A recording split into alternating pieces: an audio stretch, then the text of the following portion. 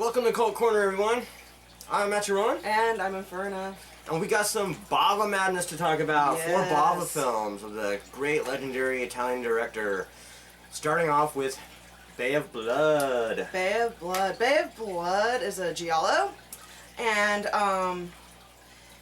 it is a basically really bloody story of greed. And What people will do for some monetary land. gain. Yeah. Basically, it's land, but it ultimately is monetary gain because they want to develop. There's this beautiful, gorgeous bay that this old lady owned. Someone either wants to sell it or build stuff on it. This old lady owned it, and it's all about the money. Yeah, they're just greedy fucking people, and they just want money. And it's person after person. There's a whole group of people, different people who want it, and they're all bloodthirsty little bastards, basically killing each other off, trying to be, the last one standing to do with this land what they want to do with it. Yeah.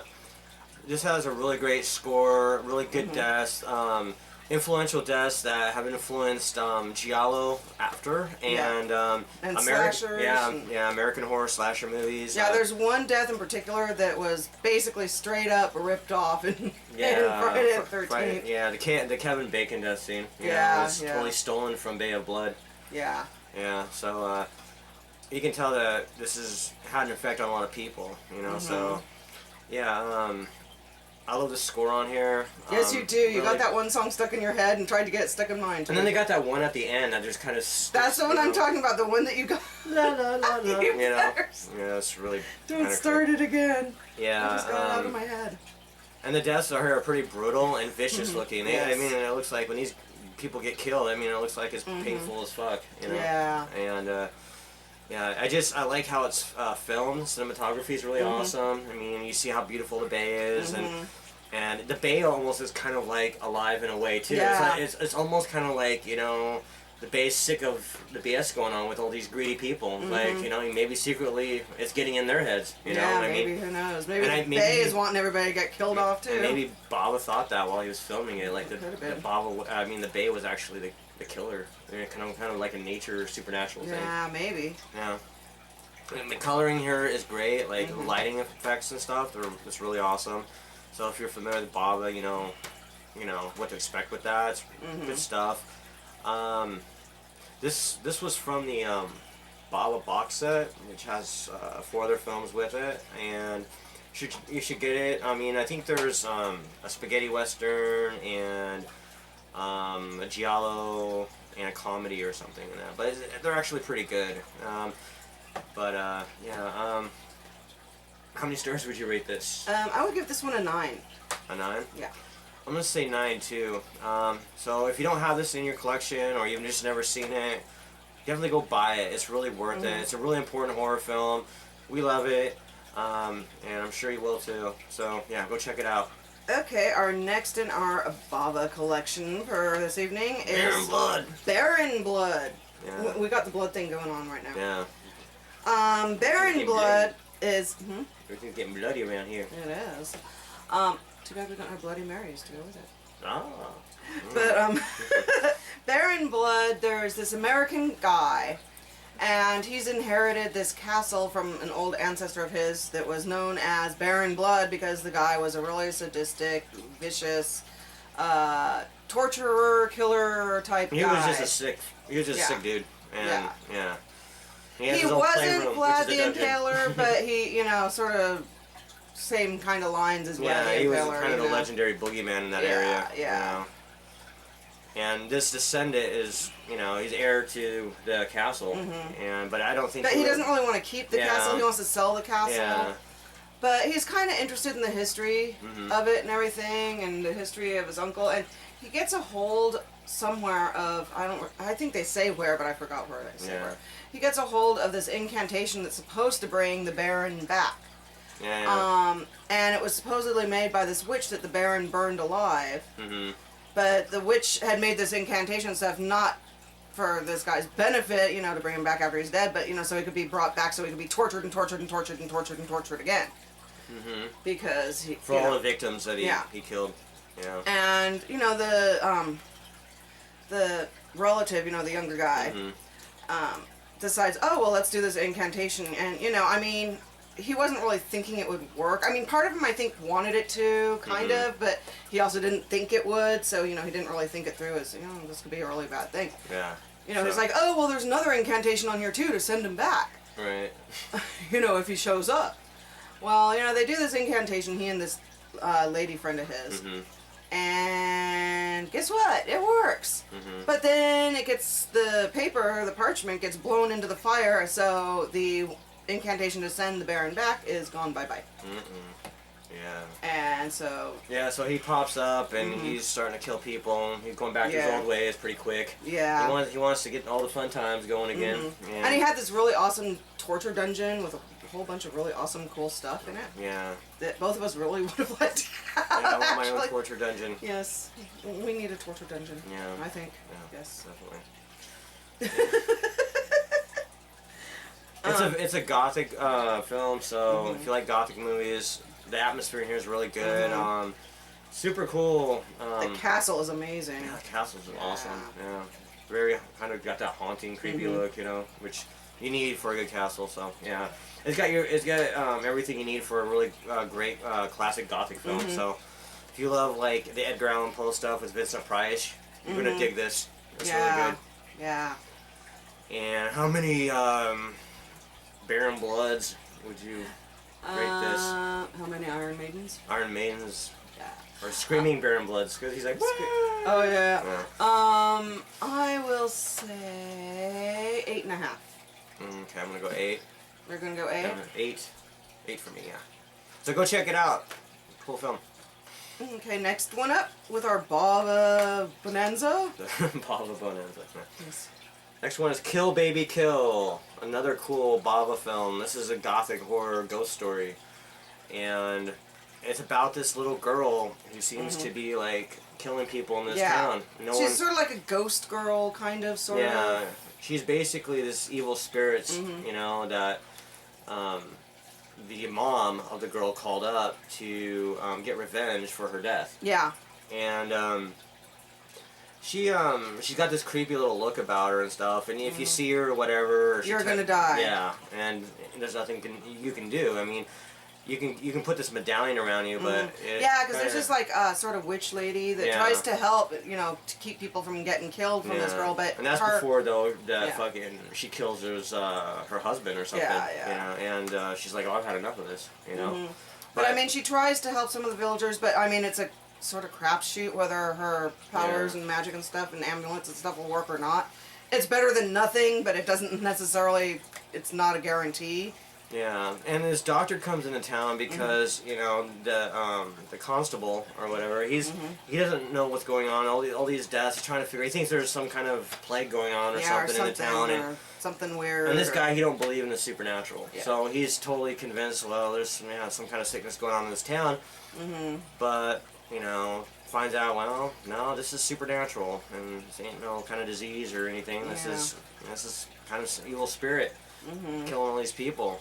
And it just becomes too much, you know, after a while. And so it's like, I don't know why, you know, honestly, one thing about this film is they could have stopped it. This witch lady could have stopped it before. They didn't really need the doctor to come in. Yeah. You know, but I don't, you know, I think they waited a little too late with that. Yeah. You know? Because they could have saved more lives if they would have took out the old lady. You know? And this. Yeah, the Baroness or whatever she was, Countess, whatever. Yeah. Good haunting music in this. I just like this kind of, like, deep tone, kind of nefarious kind of sound track that's going on through this. You know, it's really cool. And it gives the creep factor, you know, it rises. It makes the creep factor rise. So, I mean, I think it's really, really cool. This is, this looks awesome. Very gothic looking. Very bright colors in this. Yes. It just looks like I would want to be there in this kind of really gothic town. It's just so cool looking. You know, and it's got that just haunting look about the whole movie. Well, yeah, and like, people from other towns are afraid of this town because, you know, the town has this reputation of, you know, people dying. Yeah.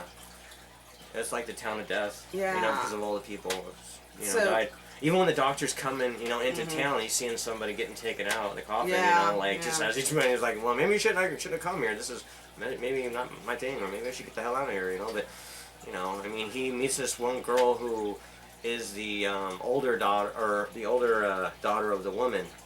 The Baroness. Yeah, the Baroness. Yeah, and I think it was Baroness. Was it Baroness or Countess? I don't know. I think it was a Baroness. One of the two, whatever.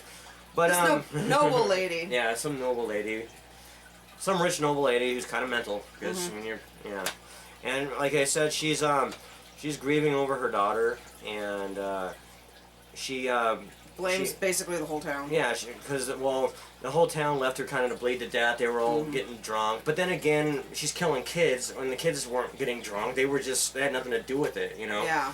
So I mean, they're getting killed. So you know, this is just getting too much. So it has to get, you know, it has to be stopped. So they end up kind of going down that path. But really cool film. I like this a lot. I think stars would you give this one? 8.5. 8.5. Yeah. I'm gonna say 8. Okay. I don't hear this movie talked about so much, but I think you should check it out. It's a really good kind of gothic ghost story. And yeah.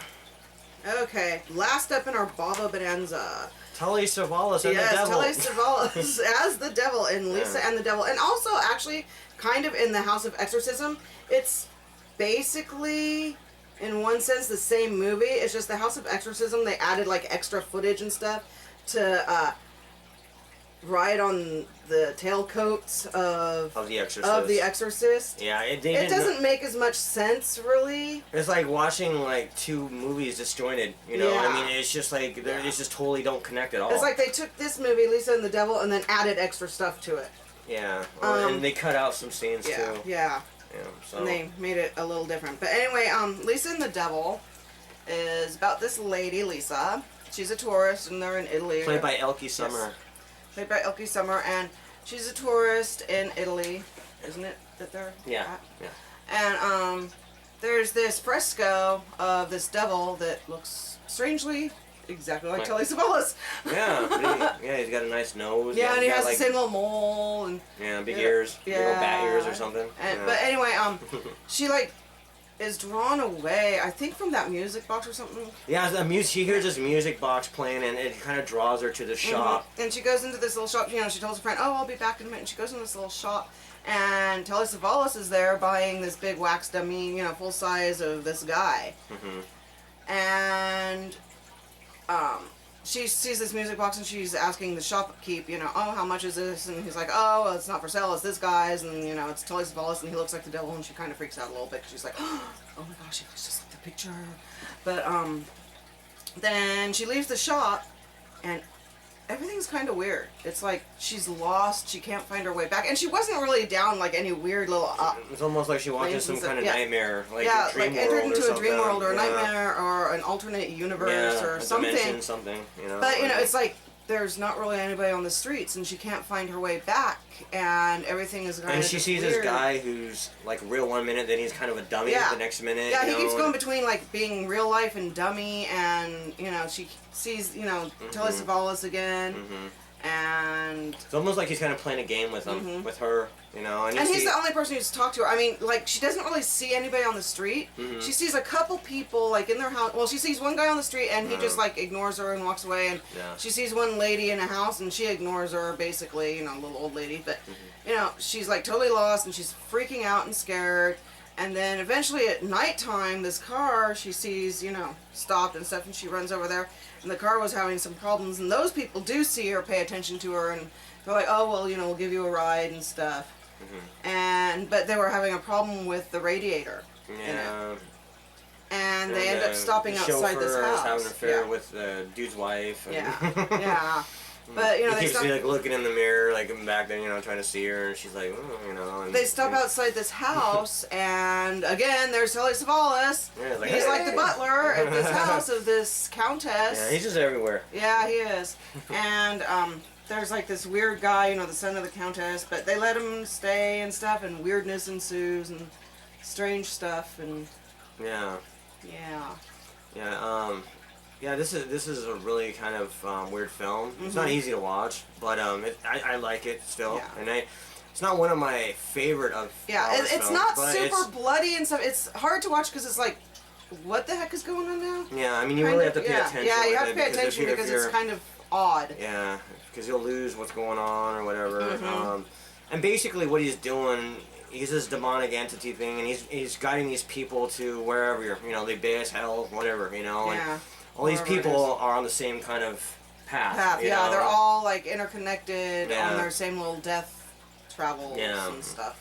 And he's the captain, Yeah. He's taking them to hell or whatever. So Yeah, or Pittsburgh or wherever it happens to be. Yeah. People in Pittsburgh, please don't get mad at me. Yeah. So yeah, this is a good film. How many stars would you rate this? This one, I'm gonna say 6, just because it's 6. Yeah, Wow. I'm gonna say 6. Oh. And like definitely even worse for the House of Exorcism, because that one just got really weird. They used the Exorcist in that one, to play off of, but plus it was almost like a really feeble attempt to try to explain what was going on in a different way. Yeah, they did overkill on the pea soup. Yeah, they did. And tapioca pudding, because some of it was yeah. like more gelatinous looking than pea soup. Yeah, adult was kind of amusing when she was cursing at the priest. But they did it sort of like she was possessed, and so this was all happening in her mind in that version. All that was going on, like. It just didn't make no sense. Yeah. I mean, they tried to, and it actually did pretty well, I guess, at the drive-in. Yeah, it did better than Lisa and the Devil did, actually. Which is not right. That's horrible. It shouldn't be like that, man. So what would you give it? 7.5 out of 10. Yeah. Oh. Well, you give it a bit more than I do. Yeah, I liked it more, obviously. Yeah. And I think you should watch it another couple more times. I mean, Maybe. it's the kind of movie that you should, first time viewing it is kind of like, well, because it drags, it's kind of slow. And I say, I mean, you really have to pay attention and, kind of read into it. But, if you view it with multiple viewings, I think you might like it more. Maybe, yeah. Great. So. Okay. So, hey guys, thanks for watching. We'll be back next time, and we're going to hail the horror.